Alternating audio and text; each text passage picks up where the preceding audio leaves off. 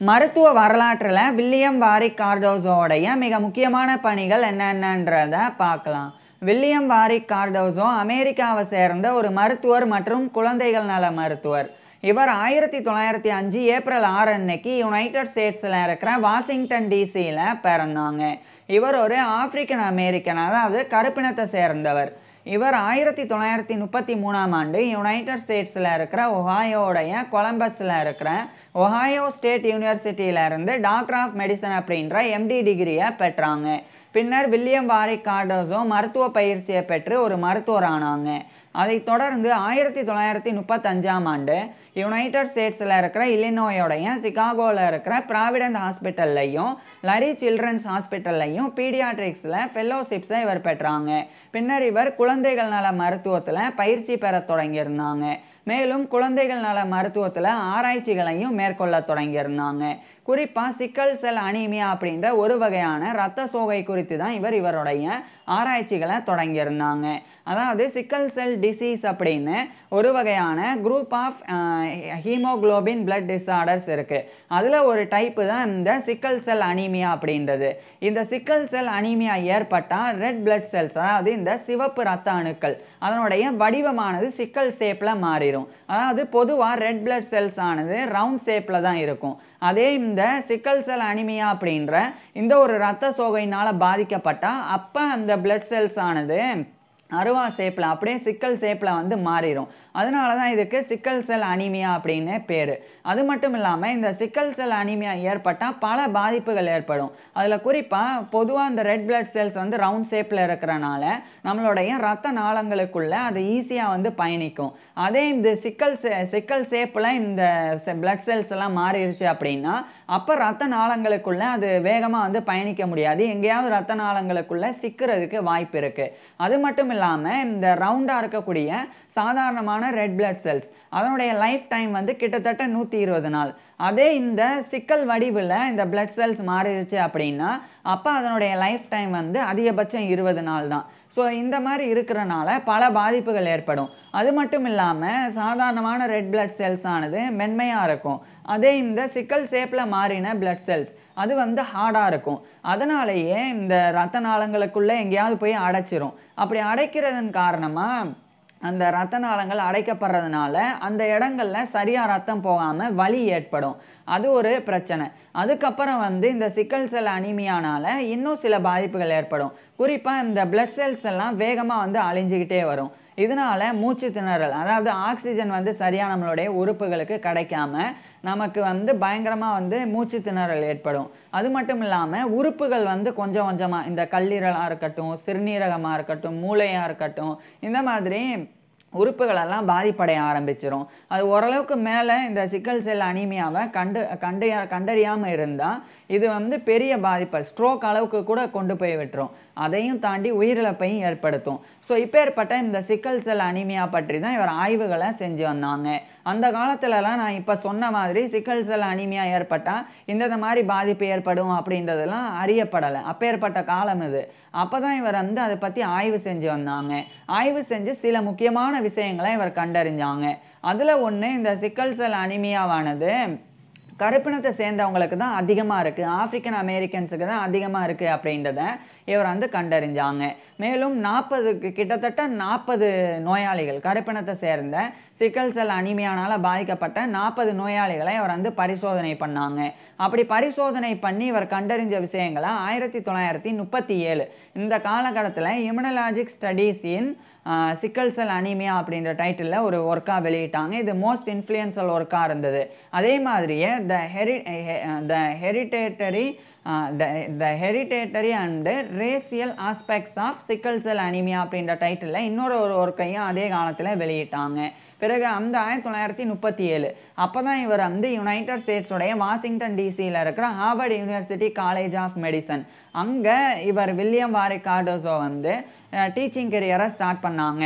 குறிப்பாக ஆரம்பத்தில் ஒரு சாதாரண இன்ஸ்ட்ரக்டராக ஜாயின் பண்ணி அதுக்கப்புறமா கிளினிக்கல் அசிஸ்டன்ட் ப்ரொஃபஸராகவும் பின்னர் கிளினிக்கல் அசோசியேட் ப்ரொஃபஸர் ஆஃப் பீடியாட்ரிக்ஸாகவும் பதவி உயர்வை பெற்றாங்க.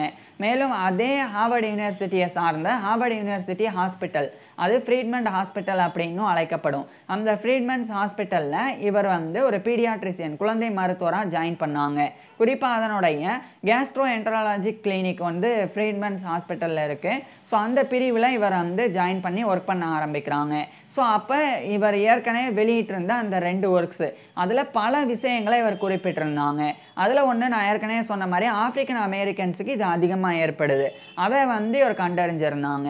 அது மட்டும் இல்லாமல் பெடிகிரி சார்ட் ஒன்று போட்டாங்க. பெடிகிரி சார்ட் அப்படின்னா என்னென்னா, இப்போ முன்னோர்களுக்கு இப்போ ஒரு குடும்பத்தை நான் சொன்னேன் 40 பேரை எடுத்து இவர் ஆய்வு செஞ்சார் அப்படின்னு. அந்த 40 பேருடைய குடும்பத்தை பற்றி தெரிஞ்சுக்கிறது. அதாவது இப்போ ஒரு நபருக்கு சிக்கல் செல் அனிமியா இருக்குது அப்படின்னா, உங்களுடைய அப்பாவுக்கு இருந்ததா, உங்களுடைய தாத்தாவுக்கு இருந்த மாதிரி ஏதாவது ஞாபகம் இருக்கா, அதை பற்றி ஏதாவது சொல்லியிருக்கிறாங்களா, உங்களுடைய மகனுக்கு இருக்கா, அல்லது உங்களுடைய அண்ணன் தம்பி அக்கா தங்கச்சிக்கு இருக்கா, இந்த மாதிரி கேட்டு தெரிஞ்சுக்கிட்டு அதை ஒரு சார்ட் மாதிரி போடுவாங்க. அந்த சார்ட்டில் இப்போ ஒரு நபர் இருக்கிறாருன்னா அவருடைய அப்பா, இன்னொரு பக்கம் அவருடைய அம்மா, இப்படி போடுவாங்க. இப்போ ஆண்களை அதில் ஸ்கொயர் ஷேப்லையும் பெண்களை ரவுண்ட் ஷேப்லையும் பண்ணுவாங்க. ஸோ அந்த மாதிரி பண்ணிவிட்டு அவங்களுடைய குடும்பத்தை முழுக்க அந்த பெடிகிரி சார்ட்டில் கொண்டு நோயினால் பாதிக்கப்பட்டிருந்தால் அதுக்கு ஒரு வண்ணம் கொடுப்பாங்க, குறிப்பிட்ட வண்ணத்தை. ஸோ இது மாதிரி பெடிகிரி சார்ட்டை தயாரித்ததன் மூலமாக இவர் ஒரு விஷயத்தை கண்டறிஞ்சாங்க. இந்த சிக்கல் செல் அனிமியா அப்படின்றது மரபணு ரீதியாக கடத்தப்படுது. இது மெண்டேலியன் ட்ரைட் அப்படின்னு சொல்லி ஒரு விஷயத்தை சொன்னாங்க. மெண்டேலியன் ட்ரைட் அப்படின்னா என்னன்னா, கிரெகோர் மெண்டல் அப்படின்னு சொல்லி ஒரு விஞ்ஞானி, அவர் வாழ்ந்த காலத்தில் இந்த ஜீன் பற்றி ஜெனட்டிக்ஸில் அவர் பெரிய ஆராய்ச்சிகளை பண்ணியிருந்தாங்க பட்டாணி செடிகளை பயன்படுத்தி. அப்போ அவர் சொல்லியிருந்தது என்னன்னா, இப்போ ஒரு நபருக்கு ஒரு குறிப்பிட்ட நோய் இருக்குது அப்படின்னா அவருடைய மகனோ மகளுக்கோ அப்படியே அந்த நோய் வரணும் அப்படின்னு அவசியம் கிடையாது. அது வராமல் கூட போகலாம். ஆனால் அடுத்த தலைமுறை, அதாவது இப்போ ஏ அப்படின்னு ஒரு நபர் இருக்கார், அவருக்கு பி அப்படின்னும் சி அப்படின்னும் ஒரு ஆண் பெண் அப்படின்னு மகன் மகள் பிறக்கிறாங்க. இப்போ அவங்களுக்கு ஏ அப்படின்ற நபருக்கு இருந்த நோய் வரணும் அப்படின்னு அவசியம் கிடையாது.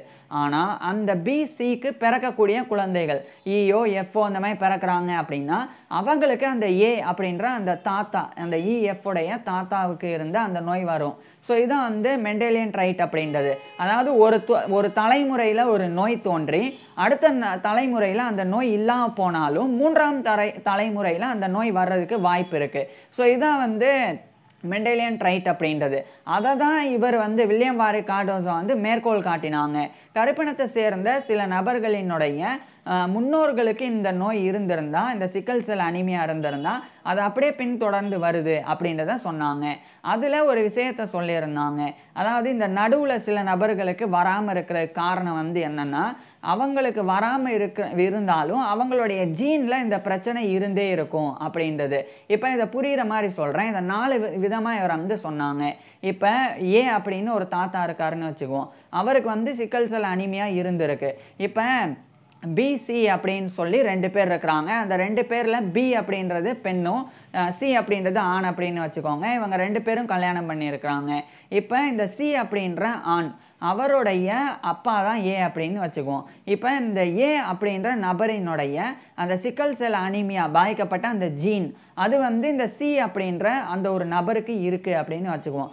ஆனால் அந்த சி அப்படின்ற நபருக்கு அறிகுறி எதுவும் இருக்காது, சிக்கல் செல் அனிமியாவுடைய அறிகுறி இருக்காது, வெறும் அந்த ஜீன் மட்டும் இருக்கும். இப்போ இந்த பி அப்படின்ற பெண்ணை திருமணம் பண்ணுறாங்க. இப்போ பியோடைய அப்பா, அந்த நபருக்கும் இந்த சிக்கல் செல் அனீமியா இருந்திருக்கு அப்படின்னு வச்சுக்குவோம். ஸோ அவருடைய ஜீன் இந்த பி அப்படின்ற பெண்ணுக்கு இருக்குது.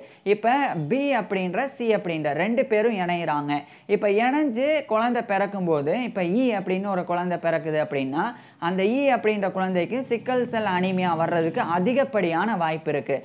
ஏன்னா பி சி 2 பேருடைய ஜீன்லையும் சிக்கல் செல் அனீமியாவினுடைய அந்த பாதிப்பு இருக்குது. அதனால் அவங்க கேரியர்ஸ் அப்படின்னு அழைக்கப்படுவாங்க.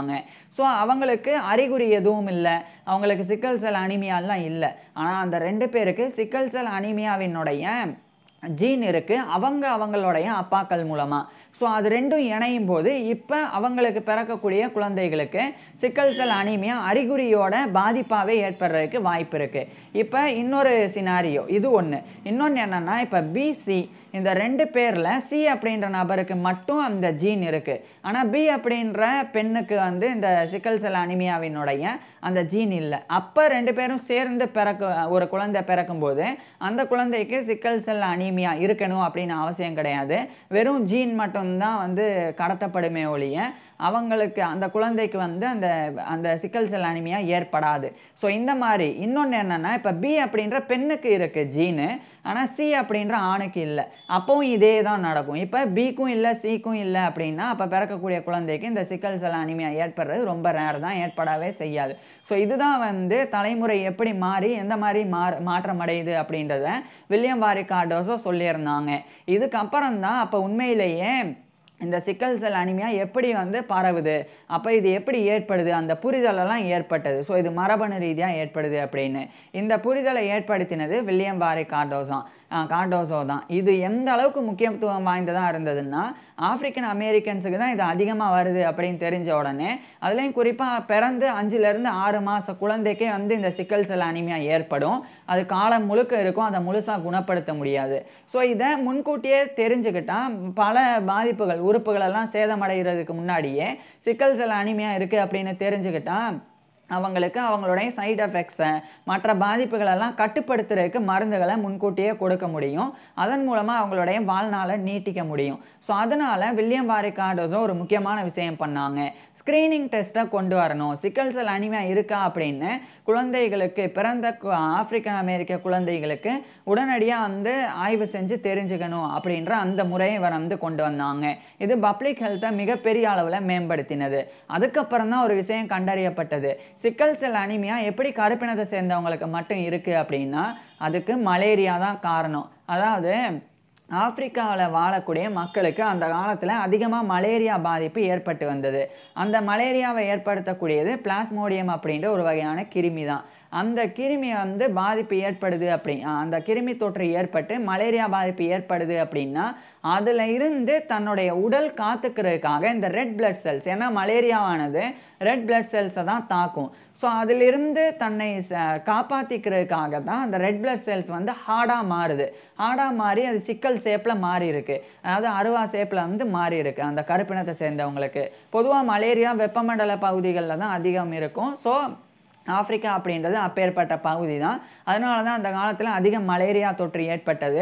அப்பேற்பட்ட மலேரியா கருப்பினத்தை சேர்ந்தவங்களுக்கு அதிகமாக ஏற்பட்டனால அவங்களுடைய உடலில் ரெட் பிளட் செல்ஸில் இந்த மாதிரி சின்ன சின்ன மாற்றங்கள் ஏற்பட்டது. அதனால தான் இந்த சிக்கல் செல் அனீமியாவானது பரம்பரையாக அடுத்தடுத்து அவங்களுடைய குழந்தைகளுக்கு கடத்தப்பட்டு இன்றைய காலகட்டத்தில் ஆப்பிரிக்கன் அமெரிக்கன்ஸாக இருக்கட்டும் அல்லது ஆப்பிரிக்காவில் இருக்கக்கூடிய கருப்பினத்தை சேர்ந்தவங்களாக இருக்கட்டும் எல்லாருக்குமே அடிக்கடி இந்த சிக்கல் செல் அனீமியாவானது ஏற்பட்டு வருது. ஸோ அந்த புரிதலும் ஏற்பட்டது. அது மட்டும் இல்லாமல் மலேரியா இன்னும் எந்தெந்த பகுதிகளெல்லாம் இருக்கோ அங்கெல்லாம் கூட இந்த சிக்கல் செல் அனீமியா அது வெள்ளை இனத்தை சேர்ந்தவங்களாக இருந்தால் கூட இருக்குது. ஸோ அப்போ கருப்பினத்தை சேர்ந்தவங்களுக்கு அவங்களுடைய உடலில் அடிக்கடி சிக்கல் செல் அனீமியானால கருப்பினத்தை சேர்ந்தவங்க பாதிக்கப்படுறதுக்கு முக்கியமான காரணம் என்னென்னா அது இதுதான். அவங்க பழங்காலத்தில் மலேரியானால் அதிகம் பாதிக்கப்பட்டிருக்கிறாங்க, அதனால தான். ஸோ இது ஒரு இனத்தை வச்சு கிடையாது, அது ஒரு பகுதியை வச்சு, குறிப்பாக மலேரியா எங்கே அதிகம் பரவி இருக்கோ அதை வச்சு அப்படின்றது அதுக்கப்புறம் தான் புரிஞ்சுது. இன்ஃபேக்ட் சொல்ல போனால் நம்ம வாழ்கிற நாட்டிலையா இருக்கட்டும் அல்லது வெளிநாடுகள்லையா இருக்கட்டும் எங்கெல்லாம் மலேரியா பரவல் அதிகம் கடந்த காலங்களில் இருந்திருக்கோ அங்கெல்லாம் இந்த சிக்கல் செல் அனீமியாவினுடைய பாதிப்பும் அதிகமாக இருந்திருக்கு. ஸோ இந்த புரிதலெல்லாம் ஏற்பட்டு இந்த சிக்கல் செல் அனீமியா இன்றைய காலகட்டத்தில் மிகப்பெரிய அளவில் கட்டுப்படுத்தப்பட்டு பல ஆயிரக்கணக்கான மக்கள் வந்து காப்பாற்றப்பட்டு வராங்க. இன்ஃபேக்ட் சொல்லப்போனால் 1937 இவர் கண்டறிஞ்சாங்க. ஸோ அப்போ இருந்து இப்போ வரைக்கும் எண்ணில் அடங்காத மனிதர்கள் காப்பாற்றப்பட்டிருக்கிறாங்க. அதுக்கு வில்லியம் வாரி கார்டோசோ தான் மிக முக்கிய காரணம். அதுக்கப்புறம் வில்லியம் வாரி கார்டோசோ வந்து ஹாட்கின்ஸ் டிசீஸ் அப்படின்னு ஒரு நோய் இருக்குது. இது வந்து கேஸ்ட்ரோ இன்டெஸ்டினல் ஹெல்த் சம்மந்தப்பட்டது, குடலில் பாதிப்பு ஏற்படக்கூடியது. இது வந்து குழந்தைகளுக்கு அதிகமான பாதிப்பை ஏற்படுத்தும். ஸோ அதை பற்றி இவர் ஆய்வு செஞ்சு ஒரு ரிசர்ச் ஒர்க்கையும் வெளியிட்டாங்க. அது மட்டும் இல்லாமல் ஆப்பிரிக்க அமெரிக்க குழந்தைகளினுடைய வளர்ச்சி அதை பற்றி இவர் ஆய்வு செஞ்சாங்க. செஞ்சாங்க. ஆய்வு செஞ்சது மட்டும் இல்லாமல் growth and development of negro infants அப்படின்ற டைட்டிலில் ஒரு ரிசர்ச் ஒர்க்காகவே இவர் எழுதி அதை வெளியிட்டாங்க. அதில் இவர் வந்து அந்த காலத்தில் ஒரு நம்பிக்கை இருந்தது, அதை மாற்றி அமைச்சாங்க. அதாவது வெள்ளை இனத்தை சேர்ந்த குழந்தைகளை விட கருப்பினத்தை சேர்ந்த குழந்தைகள் மெதுவாக தான் வளரும் அப்படின்ற அந்த ஒரு கருத்து இருந்தது. ஆனால் இவர் அதை ஆய்வு செஞ்சு அது உண்மை கிடையாது, வெள்ளை இனத்தை சேர்ந்த குழந்தைகள் எப்படி வளர்றாங்களோ அதே மாதிரி தான் கருப்பினத்தை சேர்ந்தவங்களுடைய வளர்ச்சியும் இருக்குது அப்படின்றத வில்லியம் வாரிக் கார்டோசோ சொல்லியிருந்தாங்க. ஆனால் அதில் கூடுதல் ஒரு விஷயத்த சொல்லியிருந்தாங்க. கருப்பினத்தை சேர்ந்தவங்க அதிகமாக ஏழைகளாக இருக்கிறனால அவங்களுக்கு அதிகமான ஊட்டச்சத்து மிகுந்த உணவுகள் கிடைக்கிறதே இல்லை. அது மட்டும் இல்லாமல் அவங்களுக்கு ஏற்ற அந்த மருத்துவ வசதியும் பெருசாக கிடைக்கிறது இல்லை. அவங்க அதிகமாக ஒடுக்கப்படுறாங்க. இதனாலேயே நிறைய கருப்பினத்தை சேர்ந்தவங்க நோய்வாய்ப்படுறாங்க. ஸோ இதை தடுக்கணும் அப்படின்னா குழந்தைகளுக்கு அதிகம் ஊட்டச்சத்து மிகுந்த உணவுகள் வழங்கப்படணும் அப்படின்னும் இது சம்மந்தப்பட்டு பல்வேறு முயற்சிகள் எடுக்கப்படணும் அப்படின்னும் வில்லியம் வாரிக் கார்டோசோ தெரியப்படுத்தி பல விஷயங்கள் பண்ணாங்க. ஸோ இந்த மாதிரி குழந்தை மருத்துவத்திலையாக இருக்கட்டும், இந்த சிக்கல் செல் அனிமியாவினுடைய கட்டுப்பாட்டிலையாக இருக்கட்டும், பல சாதனைகளை வில்லியம் வாரிக் கார்டோசோ பண்ணியிருக்கிறாங்க. இப்பேற்பட்ட நபர் இறுதியாக 1962 ஆகஸ்ட் 11 அன்னைக்கு இவருடைய 57 வயசில் இவர் இறந்து போனாங்க. வில்லியம் வாரிக் கார்டோசோ இறந்து போயிருந்தாலும் சிக்கல் செல் அனீமியா அதில் இவர் ஆற்றின பங்களிப்பு ஆழப்பெரியது. அதனால தான் இன்னைக்கு வரைக்கும் சிக்கல் செல் அனீமியானால் பாதிக்கப்படுறவங்க காப்பாற்றப்பட்டு வராங்க உலகம் முழுவதிலும். அந்த அளவுக்கு இவ்வளோ மக்கள் காப்பாற்றப்படுறதுக்கு இவர் தான் காரணம். ஸோ இவரை பற்றி நீங்கள் என்ன நினைக்கிறீங்க அதை கீழே கமெண்ட்ஸில் சொல்லுங்கள். அதே மாதிரி இவர் கருப்பினத்தை சேர்ந்தவராக இருந்து எவ்வளோ கஷ்டப்பட்டு இந்த உயரத்தை அடைஞ்சிருக்கிறாங்க அப்படின்றத நான் ஏற்கனவே பேசியிருக்கேன். அதாவது வில்லியம் வாரிக் கார்டோசோடைய ஃபுல் லைஃப் ஹிஸ்ட்ரியை நான் ஏற்கனவே வந்து பேசியிருக்கேன். அதை பார்க்குறதுக்கு கீழே டிஸ்கிரிப்ஷனில் லிங்க் கொடுத்துருக்குறேன், கட்டாயமாக பாருங்கள்.